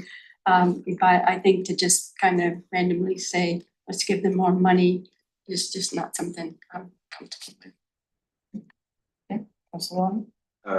Councillor Beck, do you think that, because I'm of the same opinion as you are. I mean, investing in culture, it pays for itself. It's just a very cheap thing to invest in, and you get a huge amount of return on your investment back. This is something that I've been wanting to bring up for some time, which is to have a much more collaborative planning with the Cultural Commission to really boost the scenery and the availability of seeing Bangor's culture. Do you think it would be probably more proper to have an upcoming BED meeting to sort of talk about how we're going to impact and change the Cultural Commission in the future so that we can make it a even more successful committee? Because I'd be really happy to have that discussion, because there's already things that I want to address and bring up to them to try to take on in some way that are just kind of no-brainer things that cost nothing to do. But I do agree with you. It is something that we do need to invest in. If we weren't to do the $2,500 increase, would that be something that you would appreciate instead?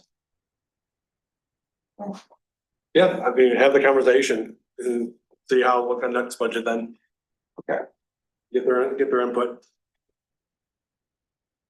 I would agree that we can't just start doling out money.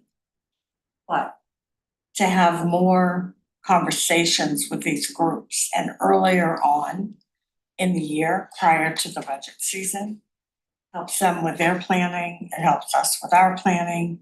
It gives different ideas on the table to have some of those things that can be brought up at these other meetings. that's the time to really look at it, is when we have them there, we can discuss with them.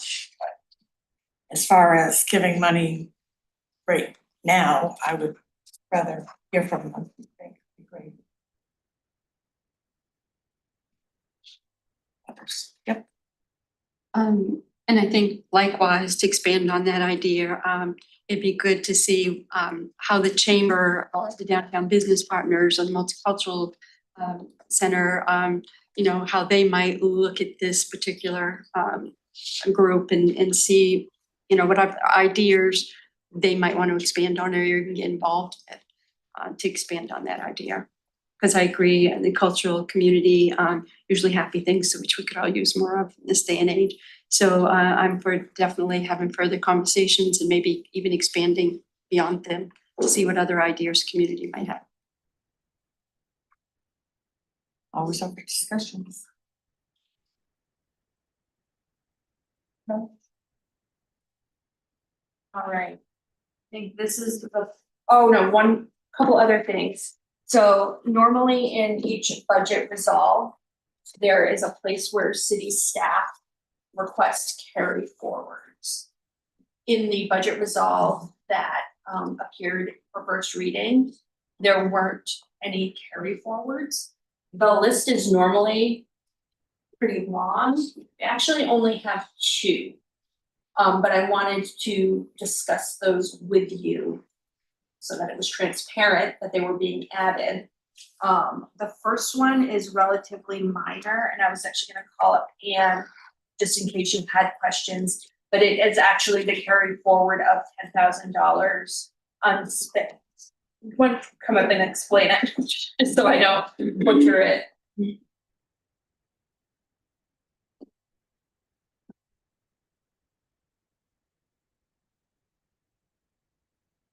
Yeah, we're requesting, Ann Krieg, Director of Community Economic Development.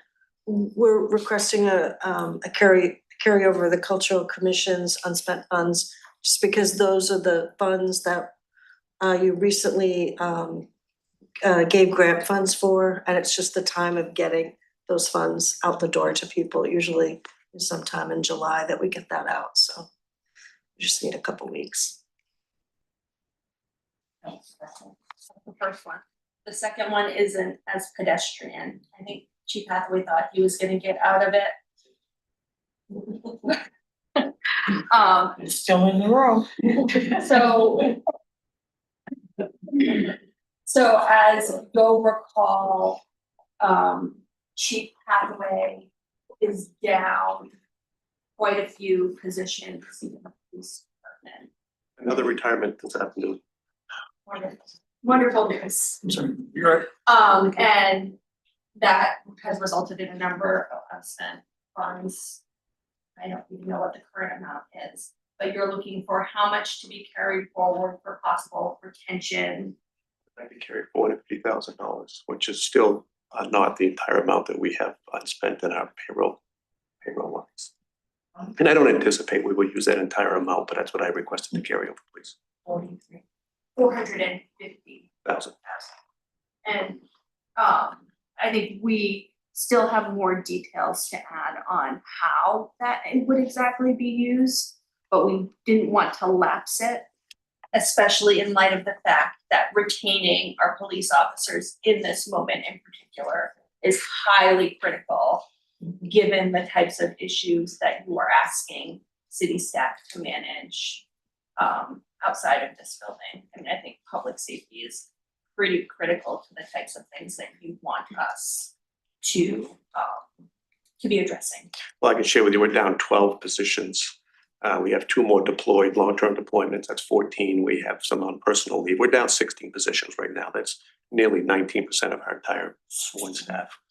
We're struggling right now just to put officers on the street to meet the crew minimums. We dropped the minimums on staffing. We're trying all the creative things we've done in the past.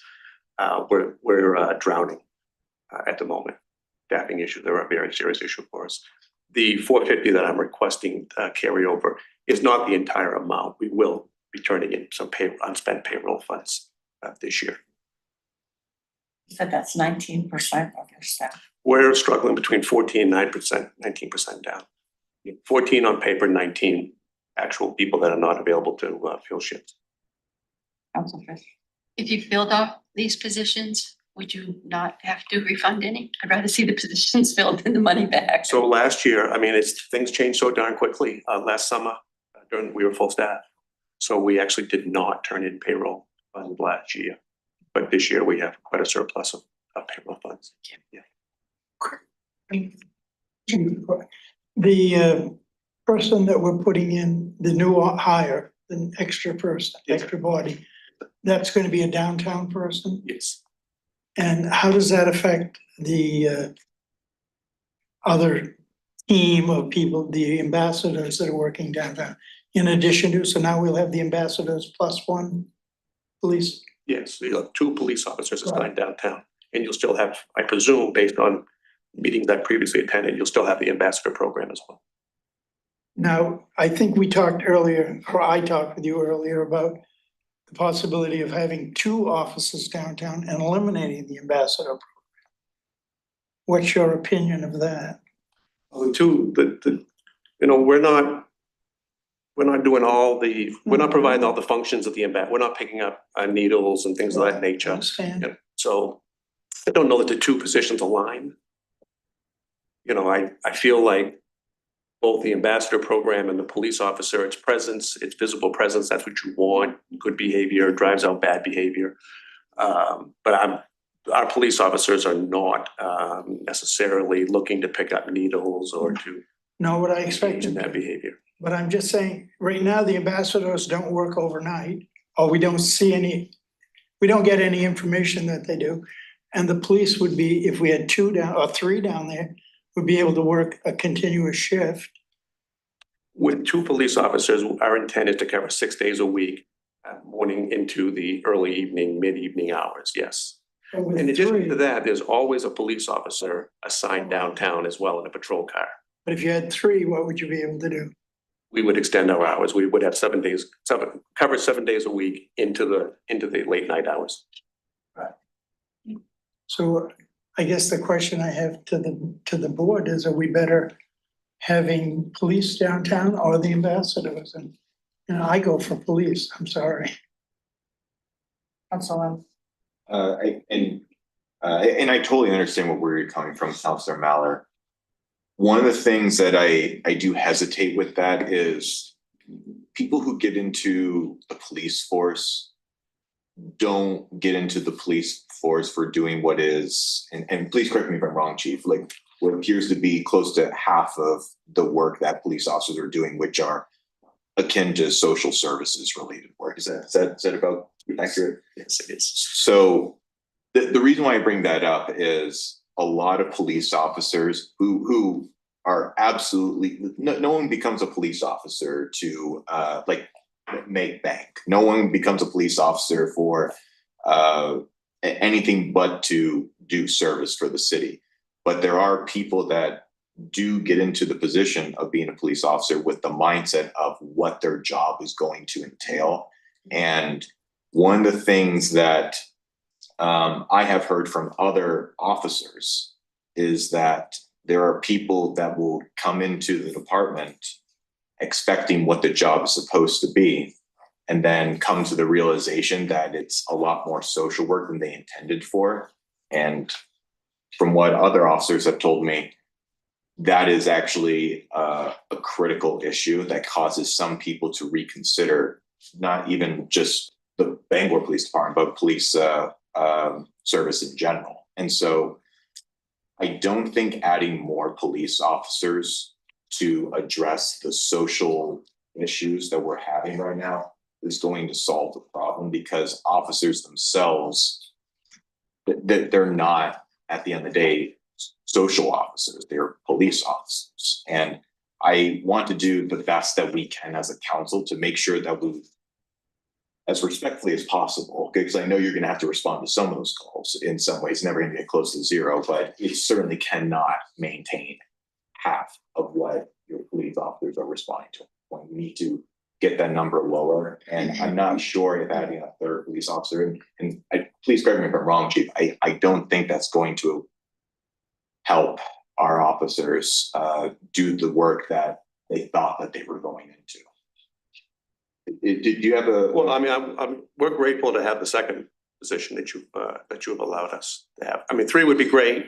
2 will make a huge difference. Now, I must tell you that we're not going to be filling that position right away. We just don't have the staffing to fill it. You know, we're already projecting out what next summer looks like. We know what this summer looks like for us. We're already trying to figure out how do we make sure that next summer we're in a better position than we are right now. So if we are fortunate enough to have the approval of a second officer, that does not mean on July 1st, there's going to be 2 officers downtown. We just do not have the staffing to accomplish that. Will there be 2 officers in the spring? Yes, that's our goal. Our goal, 2 officers in the spring. Our goal is to achieve full staffing in the spring, early summer. That's where we anticipate we will be. The officer that came in today is a 26-year veteran. He's a great guy. He's our drug court liaison. He's really committed a lot of time to social service and working with the vulnerable community. And he's going to be a big loss for us. It's just, you know, he's reached a point, 26 years, and his comment was his work has changed quite a bit. And it's time for him to do something different. And I totally, absolutely respect that. But we really, really, really, really need to retain the talent and the skill set that we have. We cannot afford to lose anybody else. And that's why I'm asking for the 450 carryover, so we can do some creative things with regard to retention.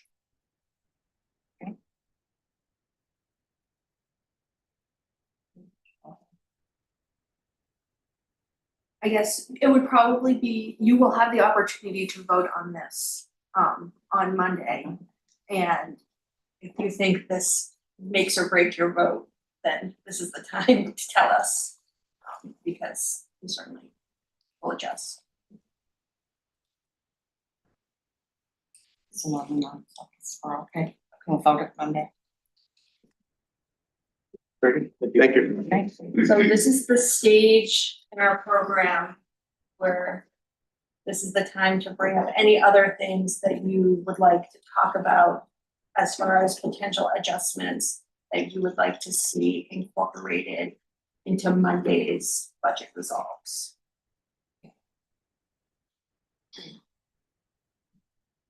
Thank you. I guess I'd just like to know kind of where we're at. So with approving the critical and priority positions, we are at a mill rate of $17.13. Correct? And so that's an increase of about 5.3%. I'm looking at, this is what Council Beck put together. Is that the average tax value is what amount? The average property tax? The average property value. for a residential, I believe it's 280,000. So it would be somewhere in the vicinity of, I'm looking at, like, he has here the taxable amount, 285.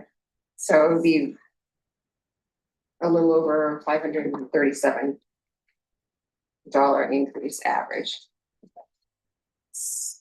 And that, as you can imagine, the math doesn't make sense, but for the fact that property values have increased. So the mill rate is actually going down quite substantially. Values, however, have gone up. And so as a result, we'll pay more based on an average. Thank you. I guess where I was going with that is like, I still think that's a pretty steep increase for taxpayers. And so I personally would like to see us, does that include using the 2.8 million of the unassigned? It does. I guess I would like to look at some of those bigger ticket items, and I know we didn't necessarily want to go line by line, and I think that's really more of a department thing and you thing to look at, but I would like to. I know it's hard when you start putting off projects that need to be done, but if there are some that are more critical and some that could wait another year, I would like to see some of that personally. Just to kind of get that tax bill down a bit more. Also Fish. I think this year, compared to the last couple of years of going through budget, I think this year we're addressing some things that are long overdue for productivity, efficiency, and a better flow of our departments, which I think is long overdue. And if we keep putting those off, it's like not maintaining your car.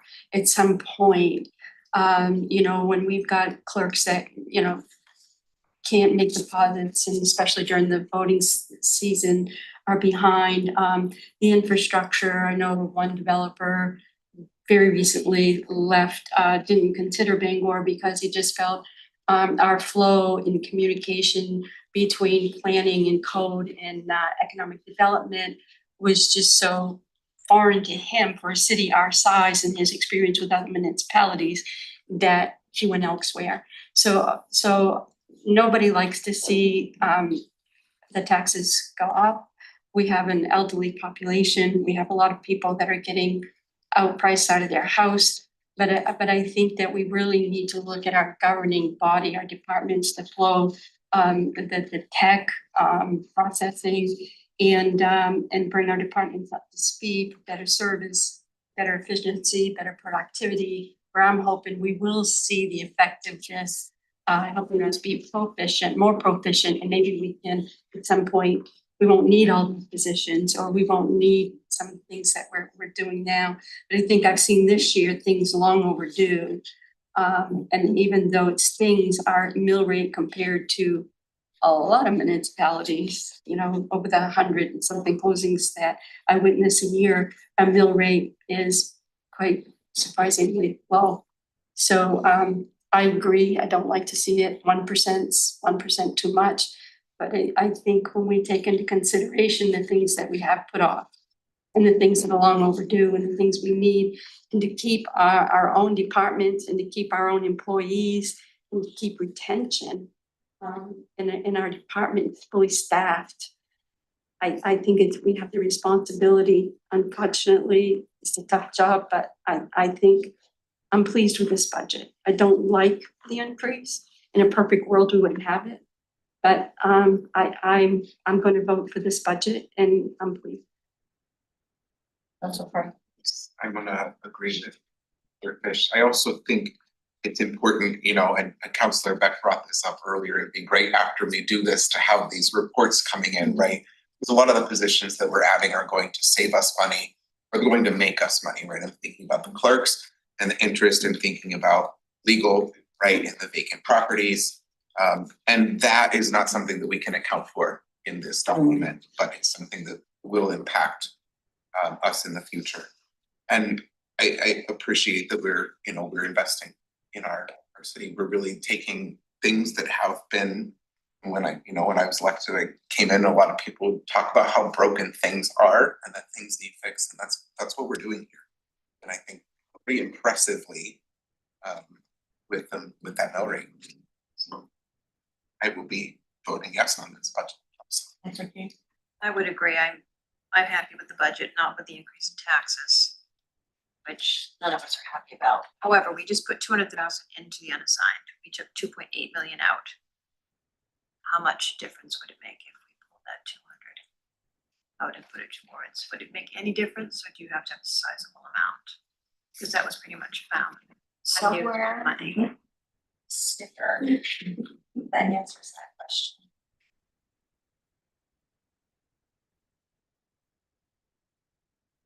Definitely, I'm assuming we didn't turn your laptop with your. I did not. I'm sorry, I missed the question.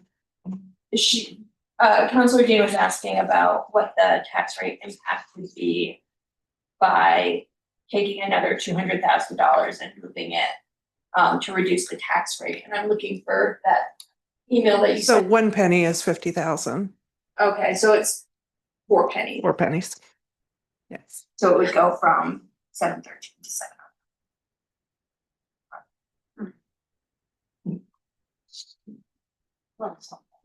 And I think Counselor Falloon, if I could. I see where you're going with the reduction of capital expenses. And then using that unassigned fund balance to offset the tax rate. I think the caution I would issue is that you don't want to become too reliant on unassigned fund balance offsetting your tax rate. Because although we're in good times now, where we are developing a pretty healthy unassigned fund balance, you don't want to make that a structural component of your budget. Because if you suddenly become unhealthy in your unassigned fund, it doesn't just impact what you have in savings if you've incorporated it as a structural component of how you're funding your budget.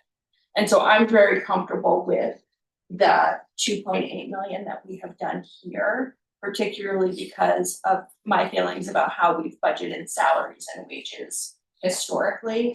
But I would be concerned if we started to expand that too much. What was the amount for last year that we used for unexpended balance?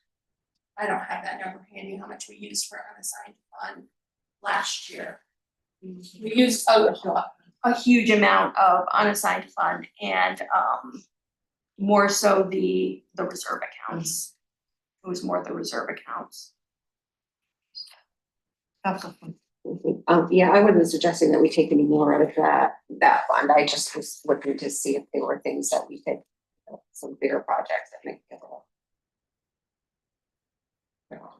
And I know that that would come at a cost too. Okay. I appreciate hearing the question about, did we turn over every stone? I mean, that's what we're all here for. I'm happy to hear that. And I get just from where I'm sitting at, I think we just reached the point where now we're just talking about positions. We're kind of stuck. We're kind of backs against the wall.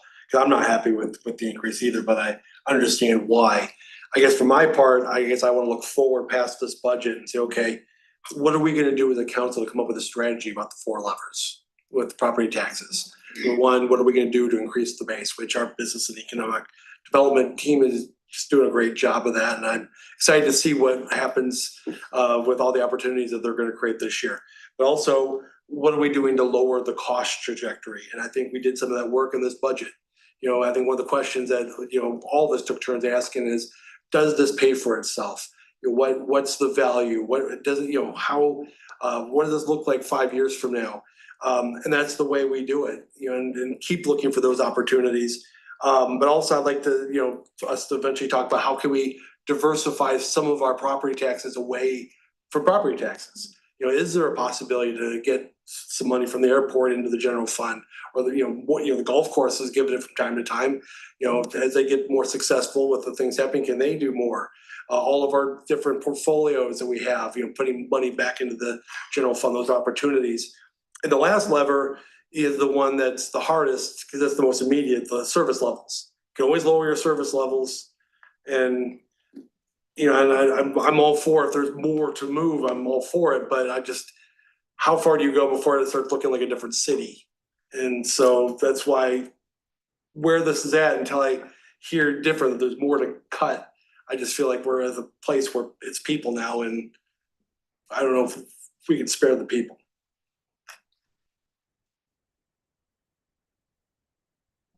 I just want to say one final thing to sort of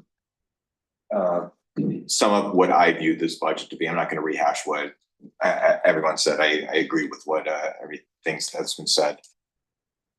This budget to me has been one directly associated with addressing our staff in this city. This budget to me has been something that Councillor Beck and I have joked about how all previous concerns that over the last decade that this city's put forward is that we're understaffed consistently year after year after year. We're understaffed. And then the councils of years prior decided to not increase that staffing. So we're addressing a problem related to our governmental workers that has been consistently brought up by management for over a decade. And it's certainly not over, But that's what this budget is at the end of the day, and why I'm supportive of it is worker first, government worker first. And I think it's also important to note that the 9 of us at this table, we are not government. We are not the end all be all government. Government is, in terms of the city of Bangor, hundreds of people that dedicate their lives every day to making sure that we all have the privileges that we just take for granted every single day. And government does not function if you don't take care of your own. And so I'm proud of all of us for putting workers first in this budget. So thank you all for doing that. One additional thing I would add though too is there's gonna be an education portion of this is, there are gonna be some folks that by the time, the renters, we have 60% of our city are renters. And by the time the tax increase hits the property owner, they're not a charity, nor should they be. They're gonna pass that on to the renter, and sometimes with a markup. So getting education out there about what's available through general assistance, because they can't do abatement, they can't do, they can make sure they're filing their income taxes, because there's a home, they can take the homestead or the property fairness credit tax. It also affects renters, not as much, but there's something there. But just education to make sure that we're doing everything we can to divert people from homelessness if it pushes them to that brink. And then for property owners themselves, just knowing what the city offers.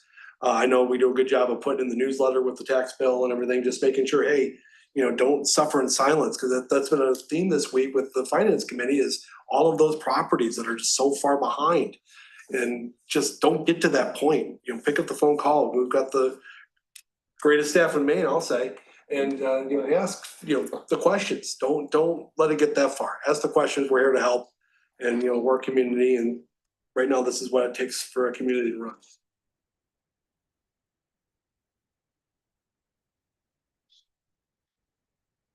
I do not have anything else. I appreciate everyone's budget. So this is. That means that we will not be reconvening tomorrow. What city staff will do from here is primarily Stephanie and her team will take these adjustments and incorporate them into final budget resolves that will appear in your budget packets on Friday, but will need to be amended by substitution to get them in and replace them for my proposed budget, and it will be on the agenda for you. Okay. If there's nothing else. 7:18. I guess we are adjourned.